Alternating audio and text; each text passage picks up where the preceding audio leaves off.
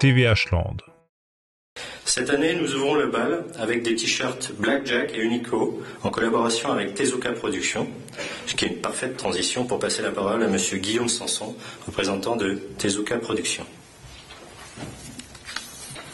Mesdames, Messieurs, bonjour. Je suis là aujourd'hui pour vous présenter le lancement en France du e-manga Tezuka Osamu Magazine. Vous connaissez sûrement Osamu Tezuka, c'est l'un des plus célèbres mangaka japonais des années 60 à 90. Osamu Tezuka a créé de nombreuses séries comme Astro Boy, Blackjack ou Le Roi Léon. La société japonaise Tezuka Productions produit et gère pour le monde entier les séries du maître Tezuka. Cette année, Tezuka Productions sera pour la première fois exposant à la Japan Expo de juillet. Pour ce salon, Tezuka présentera en exclusivité une actualité nouveauté, le lancement en France du e-manga pour iPhone, iPod Touch. Cette première dans l'édition des e-mangas en France se fera pendant la Japan Expo de Paris.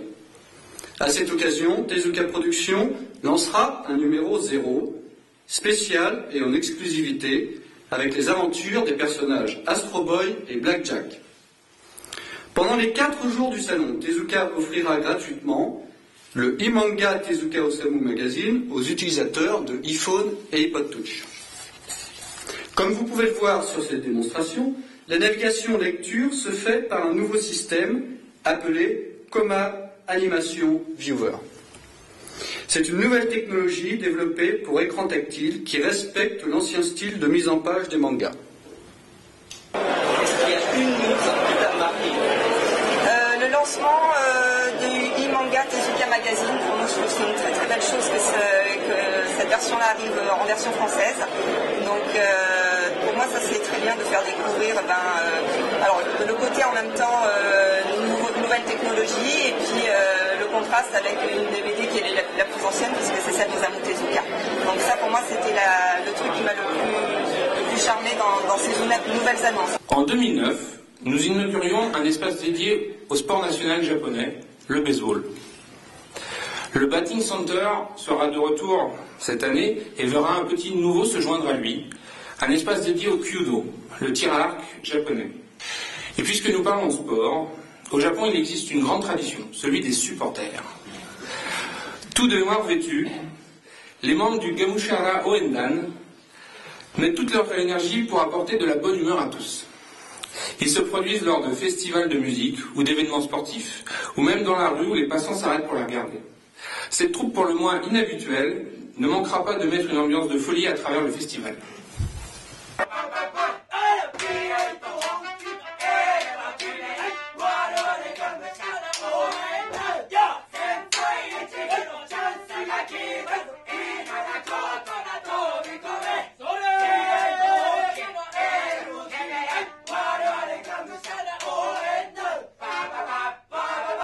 Il va y avoir un sacré programme pour toute la Japan Expo, donc il y en a vraiment pour tous les goûts.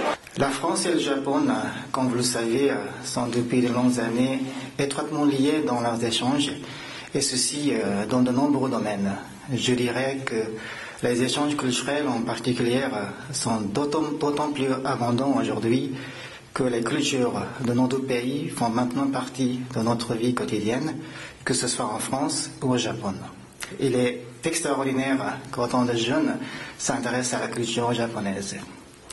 Et impressionné par cet enthousiasme, le gouvernement du Japon a décidé l'année dernière, pour la première fois, de s'associer à cet événement, en considérant que ce serait une formidable occasion pour présenter les derniers contenus multimédia japonais, dont notre pays est fier.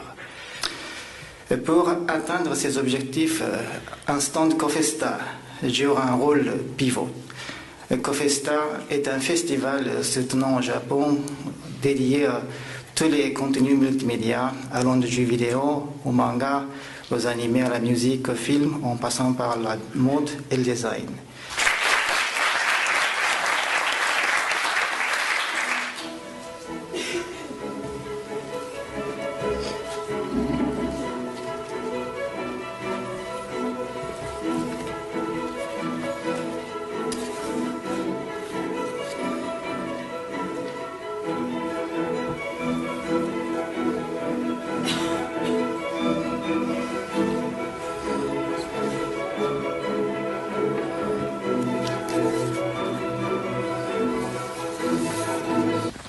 France, c'est un peu le petit frère de Japan Expo.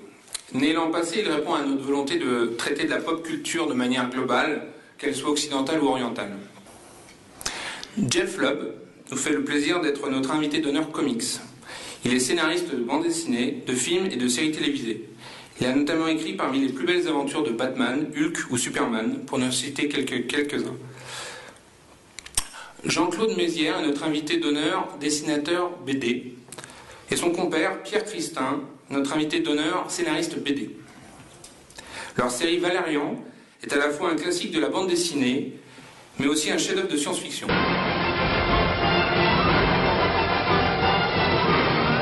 Nous sommes le 5 avril 912. Emparez-vous de cet insolent et de ce misérable fils de chien!